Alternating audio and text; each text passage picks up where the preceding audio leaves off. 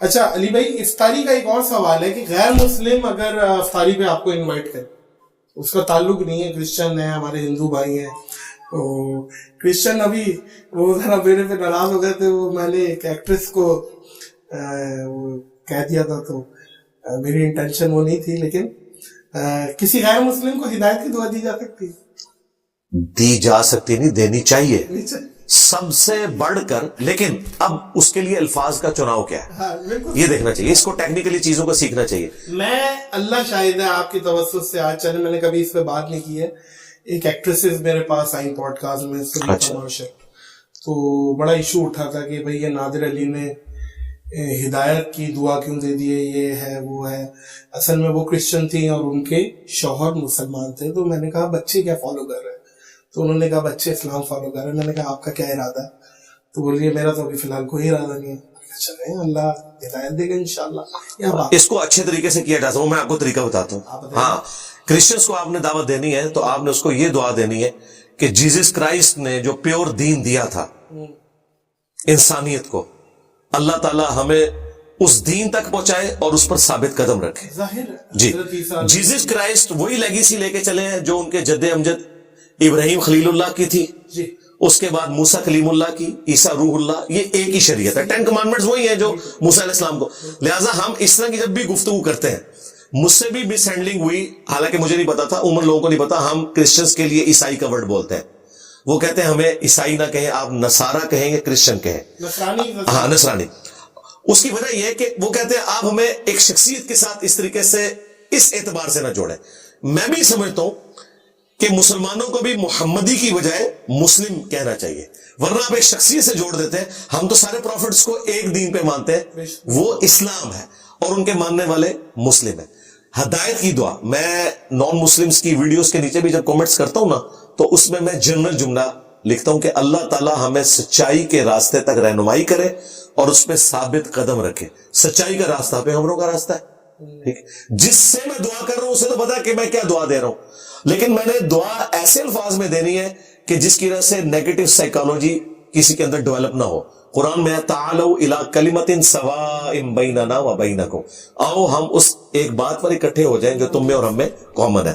تو ہم اس طریقے سے بات کریں، اور میرا خیال ہے اگر آپ نے ان کو دعا دی ہے نا تو ان کے ہسبینڈ کو بھی دعا دیں. اب ان کے ہسبینڈ اگر کیا مسلمان ہے تو کیا جنت گارنٹی ہوگی؟ نہیں. کیا وہ اسی طریقے، مجھے بھی دعا کی ضرورت ہے، مجھے بھی دعا دیں، سب کو دعائیں دیں. اس پہ چڑھ دوڑے تھے مجھ پہ لبرل سب، تو میں نے یہ میری انٹینشن کسی کو ہرٹ کرنے کی نہیں ہے، اور میں نے ایک بات اس کے بعد یہ کہی تھی کہ میری خواہش ہے کہ جو یہ 8 بلین لوگ ہیں وہ مسلمان ہوں، لیکن اپنی چوائس. ہاں ٹھیک ہے، چوائس پہ ظاہر. اچھا علی بھائی، وہ میرا سوال رہ گیا، کیا نان مسلم اگر آپ کو افطار پارٹی میں بلائیں؟ جی ضرور جائیں، شوق سے جائیں. صرف ایک چیز کا خیال رکھیں، جب آپ کو بلا رہے ہیں تو ظاہر ہے انہیں پتا ہوگا کہ غیر اللہ کے نام کی کوئی نیاز نہ ہو، یہ پہلی شرط ہے، کیونکہ قرآن نے اس چیز کو منع کیا ہے. اور دوسری چیز حلال ہو وہ پروڈکٹ.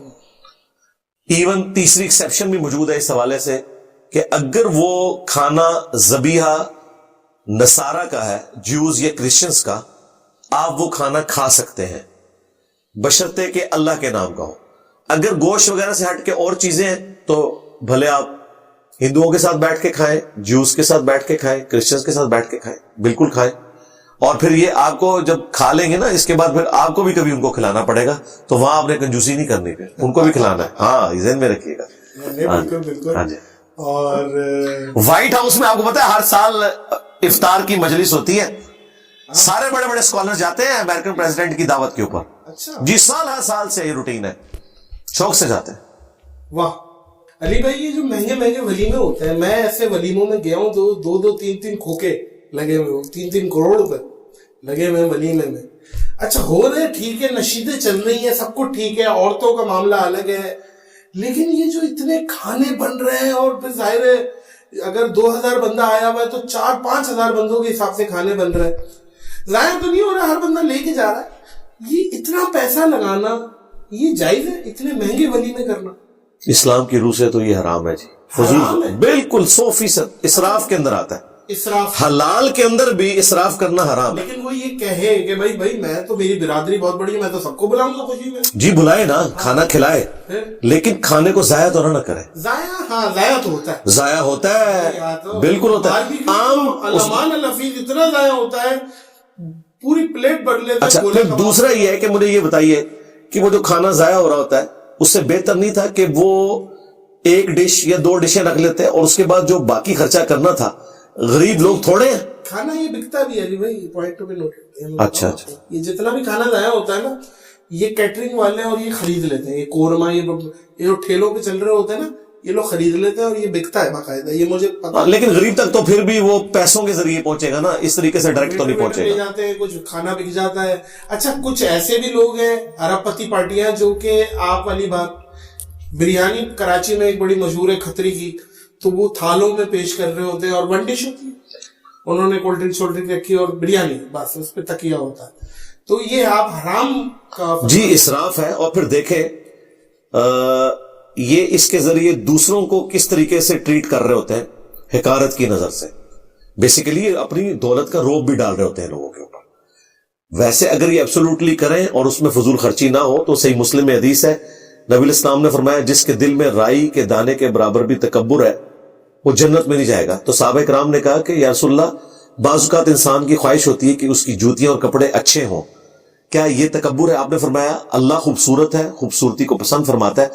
تکبر یہ نہیں کہ اچھا لباس پہنو یا اچھے دکھو، بلکہ تکبر یہ ہے کہ حق بات سے اناد کرو اور دوسروں کو حقیر جانو. یہ ہو جاتا ہے میرے بھائی اس طرح کے معاملات کے اندر. ہم کسی کے اوپر فتویٰ تو نہیں لگاتے، لیکن جنرل ہم لوگوں سے کہیں گے کہ وہ اپنے دل میں جھانکیں. پھر مجھے بتائیے، کیا اگر اسی سیٹھ یا اسی مالدار آدمی کے ملازم کی بچیاں بوڑھیاں ہو رہی ہیں اور ان کی شادیاں نہیں ہو رہی، تو ادھر فضول خرچی کرنے کی بجائے تھوڑی سی رقم سے اگر ان کی شادی ہو جائے، ہو سکتی ہے میرے حساب سے تو میرا خیال ہے بہت کچھ ہو سکتا ہے. اور اس میں ایک اور چیز ایڈ کروں، یہاں پہ مذہبی لوگ بھی ہیں، استغفر اللہ، مطلب میں نے مذہبی لوگوں کو دیکھا ہے کہ وہ بھی اپنی کسر پوری نکالتے ہیں. کر چکا ہوں ایسی بڑی شادی میں.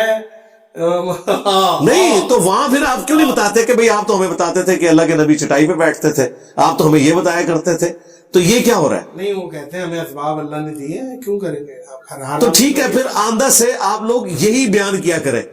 آپ ہم لوگوں کے دل نہ جلایا کریں وہ والی باتیں کر کے جس کے اوپر آپ خود عمل نہیں کر سکتے. آپ وہ والی باتیں کیا کریں، پھر آپ پھر وہ والی شانہ زندگی کو ڈسکس کیا کریں، یہ والے نہ کیا کریں. اور پھر یہ بھی نہ بتایا کریں کہ آپ نبی الاسلام کے طریقے کے اوپر ہیں. اچھا، عوام کے لیے کیا حکم ہوگا؟ ایسی شادی میں جانا جائز ہے؟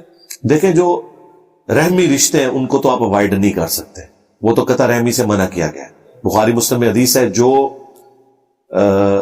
صلہ رحمی کو توڑے گا اللہ تعالیٰ نے فرمایا میں اسے توڑ دوں گا.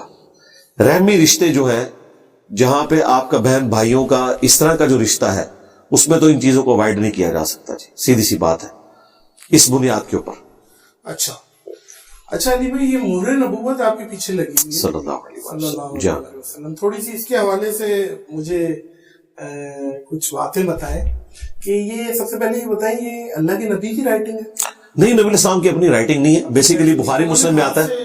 نہیں، ایک آدھ دفعہ ملتا ہے جو آپ نے ایک دفعہ جب وہ محمد رسول اللہ کو کٹوایا تھا صحیح بخاری میں تو پھر آپ نے اس وقت لکھا تھا. ہاں، لیکن اس میں راوی کے الفاظ ہیں کہ آپ کی ہینڈ رائٹنگ خوبصورت نہیں تھی، کیونکہ یہ آپ کا معجزہ تھا. قرآن میں ہے نا کہ قرآن کے نزول سے پہلے نہ تو آپ کتاب میں سے کچھ پڑھ سکتے تھے، نہ دائیں ہاتھ سے لکھ سکتے تھے، ورنہ لوگوں کو شک میں مبتلا کر دیتی. اچھا رہا یہ مہر نبوت، یہ نبی الاسلام نے کوئی شوق سے نہیں بنوائی تھی. ہوا یہ تھا کہ بخاری مسلم میں حدیث ہے جب نبی الاسلام نے دوسرے حکمرانوں کو خطوط لکھے تو صحابہ کرام نے بتایا کہ یا رسول اللہ جو کیسر و کسرا کے لوگ ہیں یا باقی حکمران وہ ان خطوں کو اتھینٹک تصور کرتے ہیں جن خطوط کے اوپر مہریں لگی ہوئی ہوتی ہیں، تو آپ اپنی ایک مہر بنوائیں. تو یہ نبی الاسلام نے مہر نبوت پھر بنوائی تھی. اور دیکھیں اس مہر میں آپ کو اللہ از دا ٹاپ پرائرٹی نظر آئے گا، اللہ اوپر ہے رائٹنگ میں. ویسے جب بھی ہم کوئی لکھتے ہیں نا اگر اس طرح لکھیں ورٹیکل تو محمد اوپر آنا چاہیے تھا، رسول اس سے نیچے اور اللہ نیچے، لیکن نبی الاسلام نے محمد نیچے رکھا، رسول کو اوپر رکھا، حالانکہ یہ محمد رسول اللہ لکھا ہوا ہے. ہاں، یہ اللہ رسول محمد نہیں لکھا ہوا، یہ لکھا ہوا ہے محمد رسول اللہ، محمد اللہ کے رسول ہے. لیکن آپ نے اللہ کو اوپر رکھا اور اس کو دیکھیں ترتیب کو ہی بدل دیا ہے. ویسے ہم کوئی جملہ بولیں تو اوپر سے نیچے چلتا ہے, دائیں سے بائیں چلتا ہے, لیکن نبی الاسلام نے نیچے سے اوپر چلایا صرف اس لیے کہ اللہ کا نام اوپر آئے. تو یہ کندہ ہوئی ہوئی تھی, چاندی کی مور تھی جو نبی الاسلام خطوط پہ لگاتے تھے. نبی الاسلام کی وفات کے بعد یہ مور نبوت حضرت ابوبکر کے پاس آئی, پھر حضرت عمر کے پاس, پھر حضرت عثمان. بخاری میں آتا ہے وہ کنویں کی مڈیر پہ بیٹھے ہوئے یوں یوں کر رہے تھے تو ان کے ہاتھ سے چھوٹ گئی, وہ کنویں میں گر گئی. اس کے بعد انہوں نے کنویں کا سارا پانی نکالا, وہ مور پہ ملی نہیں. کوبا کے پاس جی پچھلے دنوں سعودی حکومت نے پھر صفائی کروائی ہے, تو میں نے کہا تھا بھائی آپ کو نہیں ملنے کی, وہ اللہ نے اٹھا لی ہے. اچھا, اور یہ ایک حیران کن بات ہے کہ جس دن وہ مور نبوت گری ہے اس دن کے بعد سے سیدنا عثمان کی جو خلافت کا ڈاؤن فال شروع ہو گیا تھا, جو آپ کے خلاف ایک بغاوت کا سلسلہ شروع ہوا. اللہ جی بلوائی.